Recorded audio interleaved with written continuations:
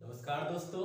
आज का हमारा विषय है यूनाइटेड नेशन सिक्योरिटी काउंसिल और उसकी counter terrorism committee. Current affair की दृष्टि से अगर देखा जाए तो आजकल ये चर्चाओं में है और पहली बार ऐसा हुआ है कि इस कमेटी की मीटिंग न्यूयॉर्क के बाहर किसी अन्य जगह पर हुई है और वो मीटिंग हमारे देश के दिल्ली और मुंबई शहरों में आयोजित की गई थी। आइए पहले जान लेते हैं यूएनएससी के बारे में। यूएनएससी यानी यूनाइटेड नेशन सिक्योरिटी काउंसिल संयुक्त राष्ट्र संघ का एक प्रमुख ऑर्गन या प्रमुख अंग माना जाता है। यूनाइटेड नेशन का प्रमुख अंग माना जाता है जिसमें 15 सदस्य होते हैं। टोटल 15 सदस्य होते हैं जिसमें 5 परमानेंट है, 5 परमानेंट और 10 मेंबर जो है नॉन परमानेंट। ठीक, तो जो 5 परमानेंट मेंबर है उनके नाम रूस, चाइना, अमेरिका, ब्रिटेन, फ्रांस। और जो 10 नॉन परमानेंट मेंबर्स हैं, 5 मेंबर्स हमेशा स्थायी रूप से इसके सदस्य रहते हैं, वो कभी चेंज नहीं होते। और 10 मेंबर जो संयुक्त राष्ट्र के सदस्यों द्वारा चुने जाते हैं, जो हर 2 साल पर संयुक्त राष्ट्र के सदस्यों द्वारा चुने जाते हैं। भारत इस साल 2022 में जनवरी में इसका चेयरमैन, इस कमेटी का चेयरमैन बना है। भारत इस समय इस 10 मेंबरों में से एक है और इसकी सदस्यता 2022 में खत्म हो जा रही है। ये 1 साल की चेयरमैनशिप जो है इंडिया को मिला है। किसको मिला है? इंडिया को फिलहाल। तो भारत की अध्यक्षता में ही यूनाइटेड नेशन सिक्योरिटी काउंसिल की एक अनुषंगिक संगठन हम लोग कह सकते हैं। यूनाइटेड नेशन सिक्योरिटी काउंसिल का एक और संगठन है जिसे हम काउंटर टेररिज्म कमेटी बोलते हैं।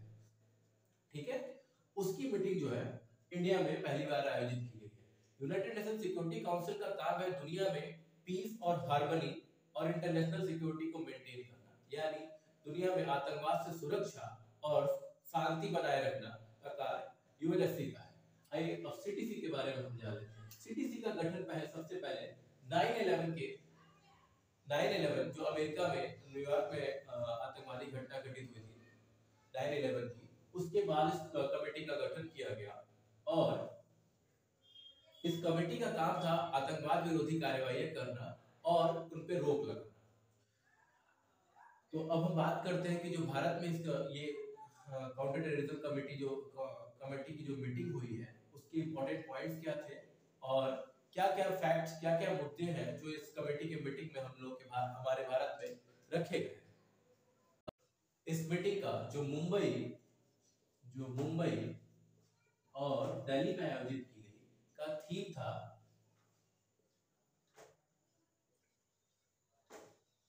Emerging new technology.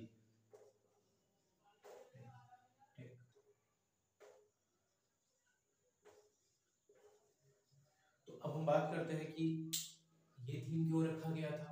ये थीम इसलिए रखा गया था कि जैसे जैसे नए टेक्नोलॉजी का उदय हो रहा है तो आतंकवाद के तरीके भी चेंज हो रहे हैं।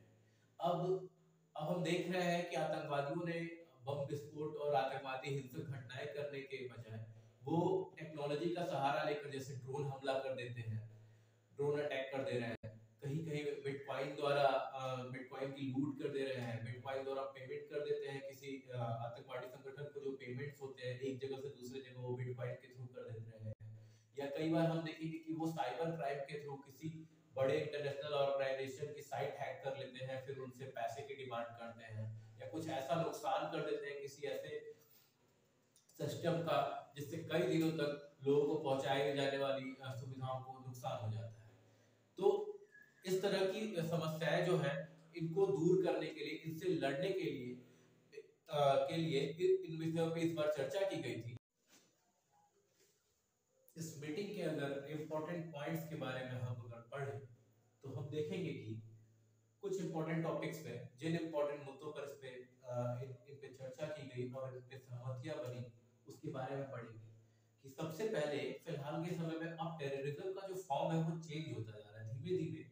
टेक्नोलॉजी के इमर्ज करने के साथ साथ, नई नई टेक्नोलॉजी के आने के साथ साथ हम देखते हैं कि जैसे ड्रोन अटैक्स जो टेररिस्ट ऑर्गेनाइजेशन जैसे अभी हम लोगों ने देखा कि सऊदी अरब के अरामको में ड्रोन अटैक हुआ, हमारे भारत में भी एक दो जगह छोटी मोटी ड्रोन अटैक की घटनाएं देखने को मिली, या कई बार हम देख रहे हैं कि टेरर ग्रुप्स जो है वो पैसों की फंडिंग बिटकॉइंस में कर दे रहे हैं, या फिर कई बार वो हैकिंग या उसके थ्रू किसी भी बड़े इंटरनेशनल ऑर्गेनाइजेशन के साइट्स को हैक कर लेते हैं, जिससे काम का ठप पड़ जा रहा है। तो जैसे जैसे टेक्नोलॉजी डेवलप हो रहा है वैसे वैसे टेररिज्म के फॉर्म भी चेंज होते जा रहे हैं। तो उसको रोकने के लिए पहली बार जो न्यू इमर्जिंग प्रॉब्लम्स है उनको सॉल्व करने के लिए करने के मुद्दों पर ध्यान दिया गया। दूसरा पॉइंट ये रहा कि कैसे हम नई टेक्नोलॉजी से आतंकवाद या टेरर फैलाया जा रहा है उससे लड़ेंगे। और तीसरा हमारा ह्यूमन राइट्स का इंपॉर्टेंट टॉपिक रहा कि इसके द्वारा कैसे ह्यूमन राइट्स को वायलेट किया जा रहा है या कैसे लोगों की प्राइवेसी को खतरा हो रहा है। तो इन मुद्दों को हल करने के लिए इसकी मीटिंग आयोजित की गई थी। और एक बहुत बड़ी बात थी कि पहली बार इस सीटीसी की मीटिंग न्यूयॉर्क के बाहर कहीं आयोजित हुई और वो इंडिया में थी।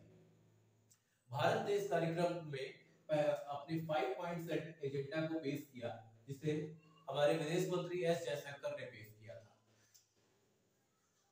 इस 5 पॉइंट एजेंडे की एक प्रमुख बात ये थी कि भारत ने कहा कि वो यूएन और एडमॉन ग्रुप और एफएटीएफ के साथ मिलकर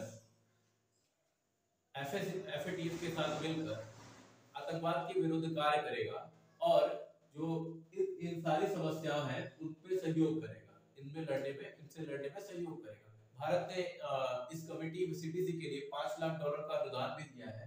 और हम थोड़ा सा एगमॉन ग्रुप के बारे में हम जान लेते हैं। ये इंटरनेशनल ऑर्गेनाइजेशन है जो आतंकवादियों को मिलने वाली टेरर फंडिंग और उनको मनी लॉन्ड्रिंग और आतंकवादियों को मिलने वाली फंडिंग के ऊपर काम करती है और उनसे रिलेटेड तथ्यों के बारे में देखती है। इस मीटिंग में एक घोषणा पत्र को सिग्नेचर किया गया जिसे हम दिल्ली डिक्लेरेशन भी कहते हैं। और इस दिल्ली डिक्लेरेशन में सभी देशों ने एक साथ मिलकर आपस में सहमति जताई कि आतंकवाद पर जीरो टॉलरेंस की नीति अपनानी चाहिए। जो भारत हमेशा से इस बात को कहता आया था कि आतंकवाद पे जो हमारी नीति होनी चाहिए जीरो टॉलरेंस की होनी चाहिए। ये कुछ इंपॉर्टेंट पॉइंट्स थे जो मैंने आपको काउंटर टेररिज्म कमेटी के बारे में बताया।